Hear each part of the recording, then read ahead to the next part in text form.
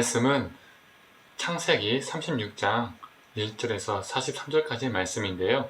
1절에서 8절까지만 읽도록 하겠습니다. 함께 읽겠습니다. 에서 곧 에돔의 족보는 이러하니라.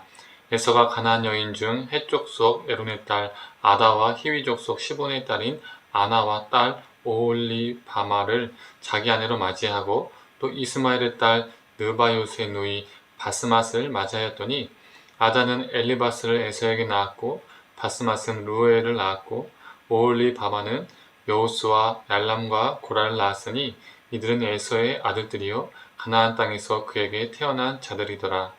에서가 자기 아내들과 자기 자녀들과 자기 집의 모든 사람과 자기의 가축과 자기의 모든 짐승과 자기가 가나안 땅에서 모은 모든 재물을 이끌고 그의 동생 애굽을 떠나 다른 곳으로 갔으니 두 사람의 소유가 풍부하여 함께 거주할 수 없음이로라.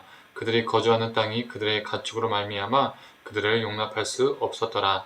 이에 에서 곧 에돔이 세일산에 거주하니라. 아멘. 아침 묵상을 들으신 우리 모든 성도님들에게 하나님의 은혜가 있기를 간절히 소망합니다.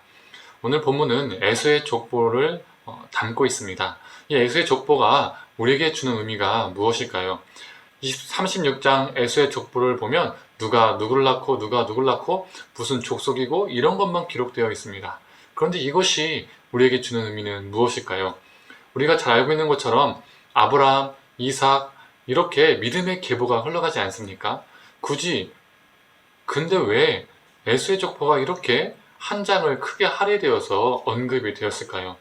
에서 이후에 수많은 후대를 기록하고 있다는 것은 하나님은 그들에게도 관심이 있다는 것이죠.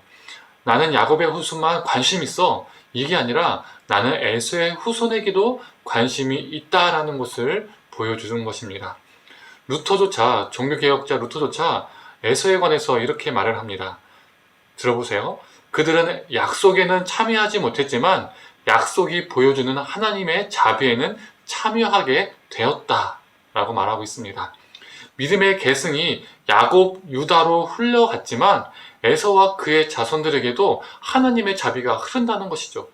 우리의 시선은 선택된 자의 계보에 초점을 늘 맞추어 있지만 창세기는 그것이 전부가 아니다라고 우리에게 말해주고 있습니다. 창세기의 기억은 다른 것을 배제하거나 무시하지 않습니다. 이스라엘 하나님은 동시에 모든 민족들의 하나님이라고 보는 이 창세기의 포괄적인 관점을 우리가 가지고 있어야 합니다. 이러한 포괄적인 관점은 선택만을 강조하는 지나친 열정에 브레이크를 걸어줍니다. 난 선택받았고 넌 선택 못 받았어. 넌 아웃. 이러한 관점에 브레이크, 스탑을 거는 것이죠. 신명기 7장 6절은 하나님이 이스라엘을 선택하신다는 것을 강조하는 본문입니다. 제가 읽어보겠습니다. 너는 여호와 내 하나님의 성민이라. 내 하나님 여호와께서 지상 만민 중에서 너를 자기 기업의 백성으로 택하셨나니. 하나님께서 이스라엘을 선택하셨다는 것을 말하고 있습니다. 그런데 신명기 다른 본문에는 이런 말씀도 있습니다. 2장 5절과 23장 7절의 말씀입니다. 2장 5절의 말씀을 읽어보겠습니다.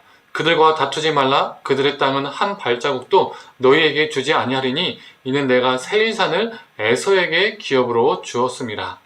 23장 7절입니다. 너는 에돔 사람을 미워하지 말라. 그는 내 형제임이라. 애굽 사람을 미워하지 말라. 내가 그의 땅에서 객이 되었음이니라. 하나님은 이스라엘 향해서 내가 너희만 선택했으니 너희만 중요해. 에돔 땅 네가 다 가져가 버리고 에돔 족속을 멸해버리고 그들을 증오하고 미워해, 혐오해, 배제해 이런 것이 아니라 그들은 너의 형제다. 그러니 그들과 싸우지 말아라 라고 말씀하십니다. 이처럼 하나님의 은혜는 에서의 후손들에게도 흐르고 있음을 성경은 말해주고 있죠. 요한복음 10장 16절은 이렇게 말합니다. 제가 공동번역으로 읽어드리겠습니다. 나에게는 이 우리 안에 들어있지 않은 다른 양들도 있다. 나는 그 양들도 데려와야 한다.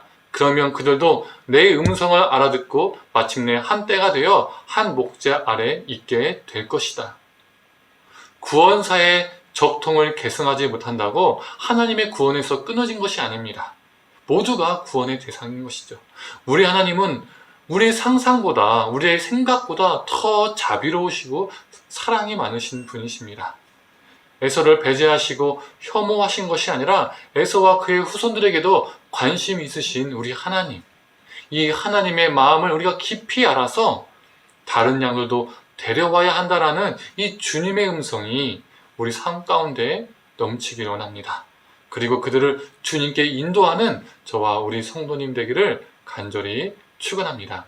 함께 기도하겠습니다.